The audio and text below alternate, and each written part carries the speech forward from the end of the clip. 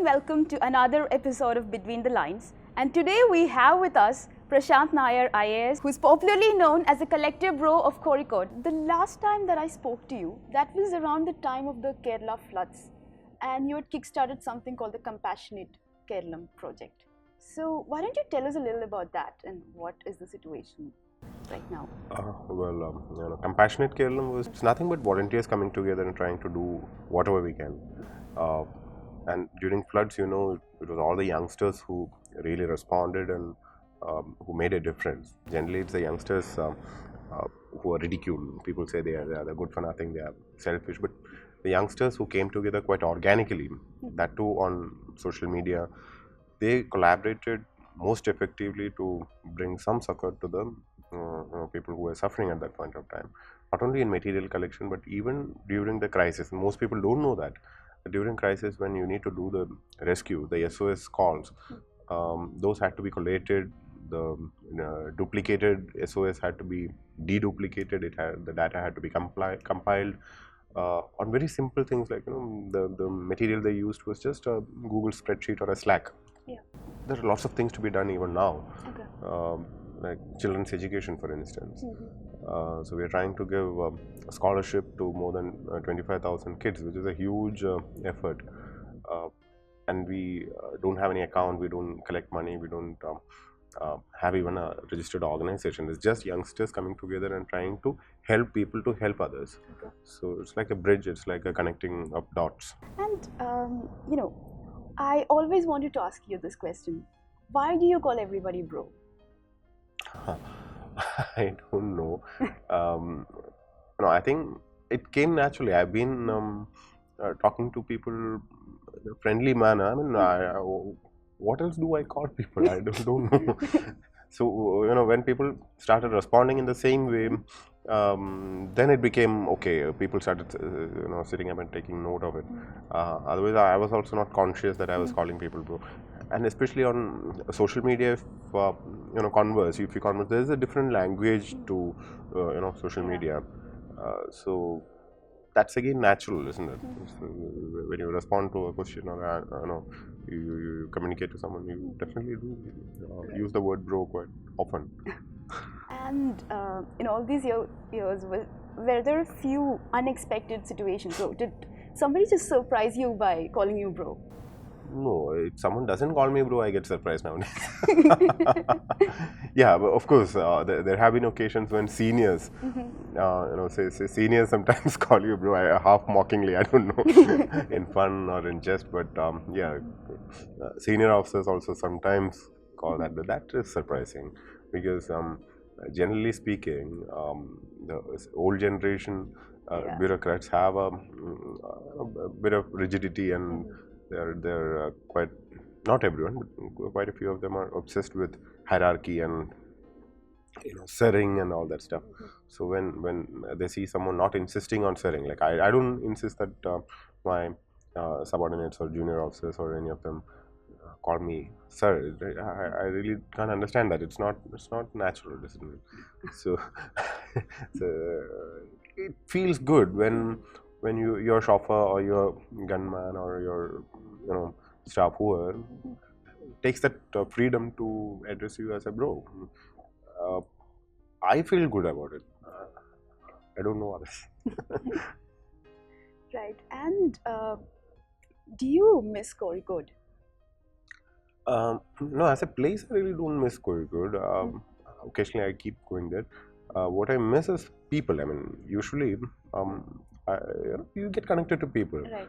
And as far as the people of Kozhikode are concerned, I'm still connected. So, in that sense, also, I don't need to miss them.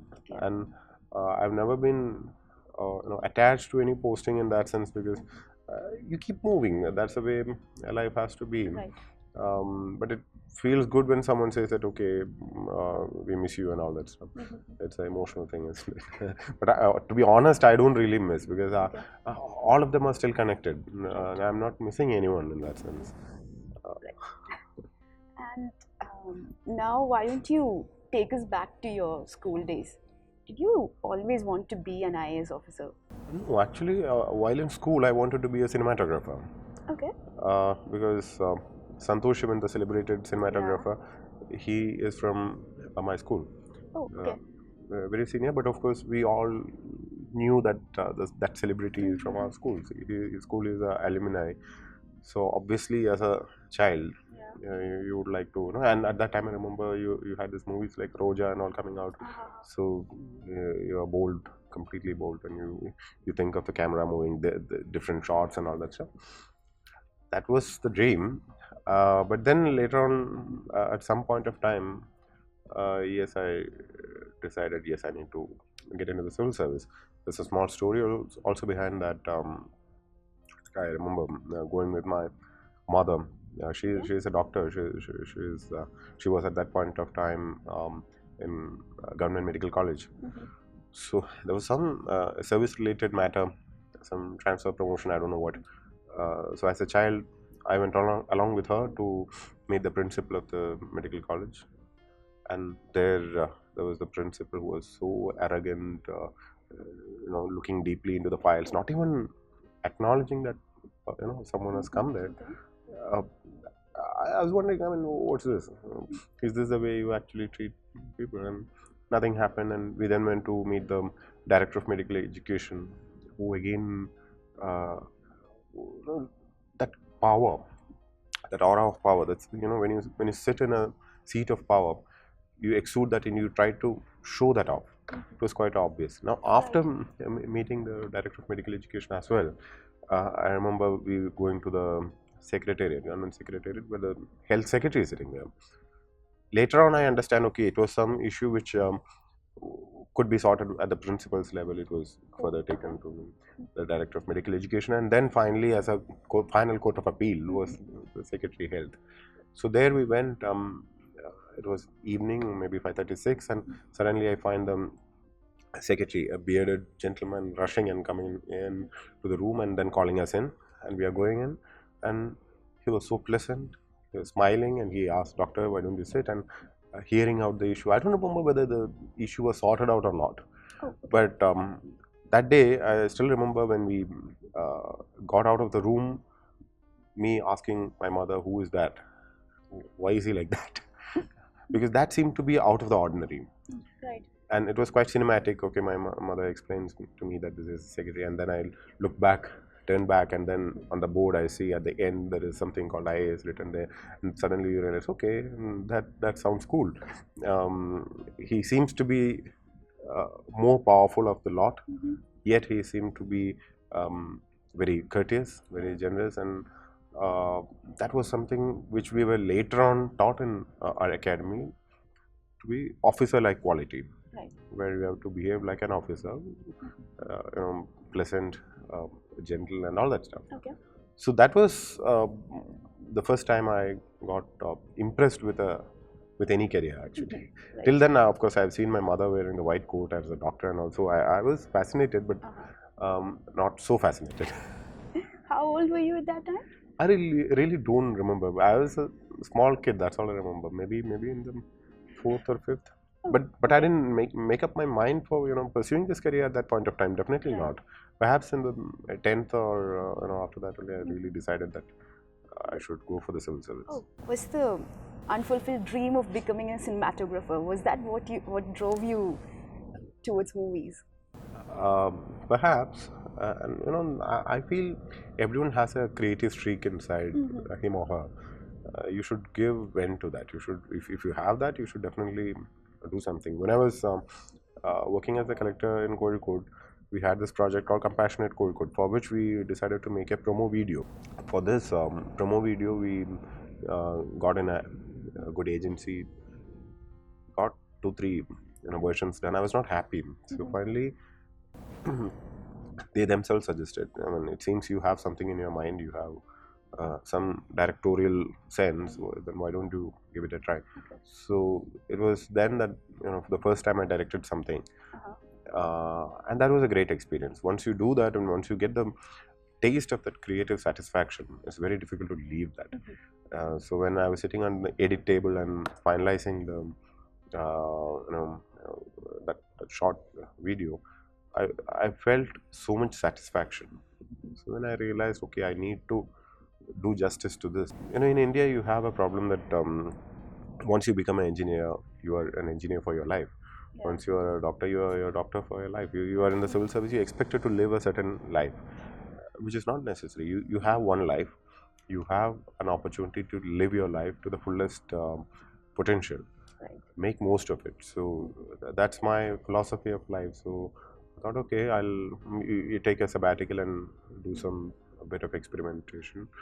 That's how I did the short film last year, which by God's grace went to Cannes festival. So it again boosted your confidence. So that creative thing is something which I definitely intend to pursue even in future, Okay. without compromising on my civil service career. Right. And now I have a few fun questions for you. So, Okay. what is the first thing that comes to your mind when I say these words? Okay. Sulaiman. Soleimani. Okay. Black tea with a bit of lime. What else? Or maybe biryani. Cinema. Oh, an old movie theater where in Trivandrum where we used to frequent, which has been demolished recently to build a huge big bazaar there. My cinema memories are associated with that. We've been to that big bazaar. Yeah, I've been there. I've been there. It's nostalgic. You go there and again and remember that you used to have a big movie theater there. Right. Nowadays, it's a time of multiplexes. So most big, huge theaters are being demolished. Oh, right. It's interesting. But cinema brings that memory to me. Biryani. Soleimani. Kozhikode. The mental health center Kozhikode actually. Oh, is there Kudirevattam. a story behind that? Oh yeah, I felt the mental health center at Kudirevattam, that is the heart of Kozhikode. Oh, After 1 week of taking charge as collector, I visited this hospital, which in many ways determined what sort of collector I would be there, for the rest of my tenure. It was an eye opener because Kozhikode is a rich, prosperous place. Lots of NRI money and people who are into business, generally well off. Right there in the middle of the city, you have a hospital where people are deprived, and it's not a priority for anyone. right. You had a menu which was decided in 1975, where the staple diet was something called Godam Bagani, which is wheat gruel kind of thing.